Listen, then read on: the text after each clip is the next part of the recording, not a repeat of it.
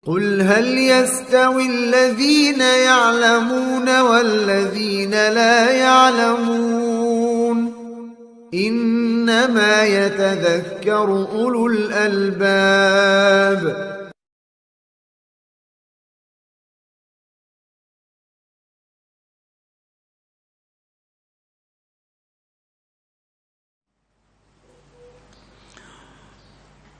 Jadi turunnya Nabi Isa memberikan hikmah yang besar. Yang pertama, membantah Yahudi bahwa dia membunuh Nabi Isa, padahal Nabi Isa tidak dibunuh, diangkat ke langit.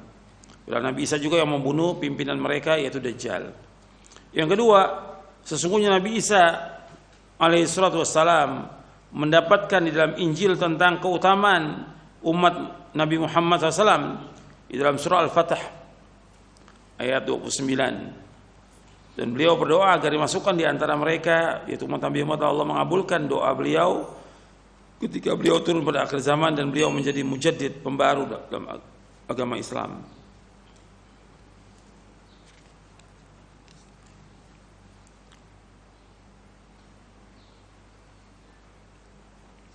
Itu seperti Allah sebutkan dalam surah Al-Fatah ayat 29, wa mathalun fil injili ka zar'in akhraja syat'ahu fa azara fastaghlaba fastawa ala suqihi. Artinya perumpamaan mereka terdapat di dalam Injil. Artinya perumpamaan tentang Nabi dan para sahabatnya itu terdapat dalam Injil. Maka Nabi Isa berdoa agar dimasukkan ke dalam umat Nabi Muhammad SAW. Ini untuk yang kedua. Timbul pertanyaan, apakah Nabi Isa itu termasuk sahabat Nabi? Karena yang pertama, Nabi Isa bertemu dengan Nabi, dan Nabi Isa berbeda dengan nabi-nabi yang lain.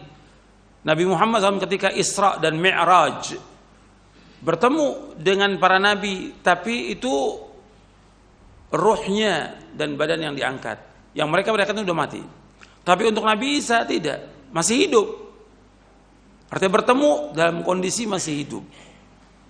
Makanya Al-Hafidh Imam Al-Zahabi di dalam kitabnya Tajridu Asma'i Sahaba, beliau masukkan bahwa Nabi Isa termasuk sahabat dan Nabi yang paling akhir meninggalnya. Kata Imam Al-Zahabi di dalam kitabnya Tajrid Asma'i Sahaba, beliau berkata, Isa bin Maryam alaihi salatu wassalam sahabiyun wa nabiyyun fa innahu ra'a an-nabiy sallallahu alaihi wasallam lailatul Isra fa huwa akhirus sahabati mautan. Ini di juz yang pertama dalam Tajrid Asma'i Sahaba. Imam Adzabi bahwa Nabi Isa alaihi salam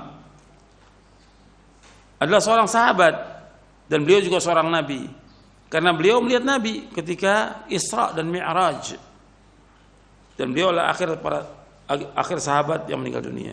Jadi yang pertama bertemu dengan Nabi, yang kedua beliau mengikuti Imam Mahdi, bukan sebagai imam, bukan sebagai nabi lagi, tapi beliau justru mengikuti mujaddid dalam sholatnya, tidak membawa syariat yang baru. Dia mengikuti syariat Nabi Muhammad SAW. Yang ketiga, di antara hikmah yang besar turunnya Nabi Isa, bahwa turunnya Nabi Isa alaihissalam dari langit untuk dimakamkan di bumi, karena tidak ada makhluk dari tanah yang mati di tempat selainnya. Artinya Nabi Isa diciptakan oleh Allah di bumi, ya matinya di bumi.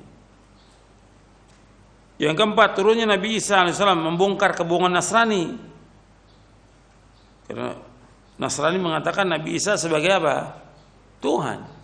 Dan ini bohong. Nabi Isa menghancurkan salib, membunuh babi, dan menghapus upeti atau pajak. Dan Nabi Isa tidak pernah mengatakan dirinya sebagai Tuhan, tidak pernah. Sama sekali. Ini kebohongan dari orang Nasrani. Antum lihat dalam surah Al-Maidah, biar jelas ini. Nabi Isa sendiri yang mengatakan demikian ketika Allah bertanya di akhir-akhir surah Al-Maidah, Jadi Allah Subhanahu wa taala dalam surah Al-Maidah di ayat 116 dan seterusnya, Allah berfirman, "Wa idh qala Allahu ya Isa ibn Maryam, a anta qulta lin-nasi ittakhiduni wa ummi ilahaini min dunillah? Qala subhanaka ma yakunu li an aqula ma laysa li bihaqq. In kuntu qultuhu faqad 'alimta. Ta'lamu ma fi nafsi wa la a'lamu ma fi nafsik innaka anta 'allamul ghuyub." Dan ingatlah tatkala Allah berkata kepada Isa bin Maryam, "Wahai Isa, apakah engkau mengatakan kepada manusia, jadikanlah aku dan ibuku sebagai dua Tuhan selain Allah?" Maka Isa menjawab, "Maha suci engkau, tidak patut bagiku untuk mengatakan apa-apa yang aku tidak berhak untuk mengatakannya. Jika aku mengatakannya, sungguh engkau mengetahui. Engkau mengetahui apa yang terdapat dalam diriku dan aku tidak mengetahui apa yang ada pada dirimu. Sesungguhnya engkau yang mengetahui yang gaib. Ma qultu lahum illa ma amartani bihi an i'budullaha rabbi wa rabbakum wa kuntu alim syahidan ma dumtu fihim falamma tawaffaitani kunta anta raqiba alaihim wa anta ala kulli syai'in syahid." Tidak aku mengatakan kepada mereka melainkan apa yang kau perintahkan kepadaku. Hendaknya kalian semuanya beribadah hanya kepada Allah, Rabbku dan Rabb kalian. Dan aku menjadi saksi atas mereka selama aku berada di tengah-tengah mereka. Tatkala engkau angkat aku ke langit, artinya tawafa ini, maksudnya tawafa itu diangkat dengan dasar ayat-ayat yang sudah kita baca. Engkau menjadi pengawas atas mereka dan engkau menjadi saksi atas segala sesuatu. Artinya Nabi Isa alaihissalam menyuruh Bani Israel untuk beribadah hanya kepada Allah. Makanya Allah menyebutkan di dalam surah Al-Maidah, orang-orang yang mengatakan Isa itu sebagai Tuhan, Allah itu adalah Isa bin Maryam, kafir. Orang yang mengatakan bahwa Isa itu adalah merupakan yang mengatakan Tuhan itu tiga, kafir. Dalam surah Al-Maidah ayat 72 ayat 73. Laqad kafara alladziina qalu innallaha wal masih ibnu Maryam. Sungguh telah kafir orang-orang mengatakan bahwa Isa itu adalah putra Maryam. Bahwa Tuhan sungguhnya Allah itu adalah Isa putra Maryam. Jadi Tuhan itu adalah Isa. Ini kafir. Kemudian di ayat 73-nya, laqad kafara alladziina qalu innallaha tsalitsu tsalatsa. Wa ma min ilahin illa ilahu wahid. Sungguh telah kafir orang yang mengatakan bahwa Allah itu tiga, unsur yang ketiga. Artinya Trinitas. Ini kafir.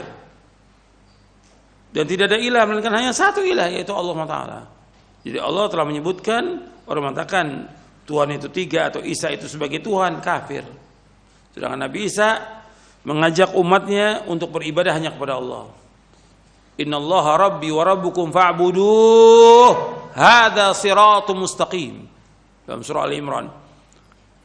Sesungguhnya Rabbku dan Rabb kalian adalah Allah, maka beribadah kepada Allah. Inilah jalan yang lurus. Innallaha rabbi wa rabbukum fa'buduh. Sesungguhnya Allah itu Rabb aku dan Rabb kalian, beribadah kepada Allah. Ya, Nabi Isa menyuruh untuk beribadah kepada Allah. Jadi nggak pernah Nabi Isa mengaku sebagai Tuhan, dan tidak ada dalam Injil bahwa Nabi Isa mengaku sebagai Tuhan, tidak ada sama sekali. Jadi turunnya Nabi Isa alaihissalam membongkar kebohongan Nasrani. Nabi Isa tugasnya menghancurkan salib, membunuh babi. Yang pertama jelas membunuh Dajjal ya. Kemudian setelah itu menghancurkan salib, membunuh babi dan menghapus peti. Yang paling pokok yang pertama tadi yaitu membunuh Dajjal, baru kemudian yang lainnya. Sesuai dengan hadis yang disebutkan tadi di halaman 297. Kemudian yang kelima, beliau memiliki keistimewaan yang khusus karena jarak antara beliau dengan Nabi Muhammad SAW sangat dekat dan tidak ada nabi lain yang memisahkan antara Nabi Isa AS dengan Rasulullah SAW. Yang keenam, Nabi Isa AS berhukum dengan syariat Nabi Muhammad SAW dan menjadi pengikut Nabi Muhammad SAW. Beliau turun tidak membawa syariat yang baru karena agama Islam penutup segala agama dan Nabi Isa SAW menjadi hakim umat ini karena tidak ada nabi setelah Nabi Muhammad SAW. Yang ketujuh, zamannya Nabi Isa alaihissalam adalah zaman yang penuh dengan ketenangan, keamanan dan keselamatan, damai di zaman itu. Allah mengirimkan hujan yang deras, menjadikan bumi mengeluarkan tumbuh-tumbuhan dan buah-buahan, harta berlimpah ruah, serta dihilangkannya sifat-sifat iri, benci dan dengki. Kemudian juga diturunkannya buah-buahan. Ini kalimat yang terputus di sini. Artinya harta berlimpah serta dihilangkannya sifat-sifat iri, benci dan dengki. Yang kedelapan, lamanya Nabi Isa tinggal di bumi adalah selama 40 tahun.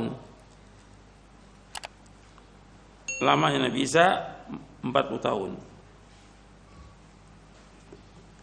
Di dalam hadis riwayat Imam Ahmad dan Ibnu Hibban, Rasul bersabda, "Fayamkuthu fil ardi 40 sanatan imaman adlan wa hakaman muqsita." Beliau tinggal di bumi selama 40 tahun sebagai imam yang adil dan hakim yang bijaksana. Ini riwayat Imam Ahmad, Ibnu Hibban dari sahabat Aisyah radhiyallahu anha dan rawi-rawinya sahih. Yang kesembilan, Nabi Isa bin Maryam alaihissalam ketika turun ke dunia akan menunaikan ibadah haji dan umrah.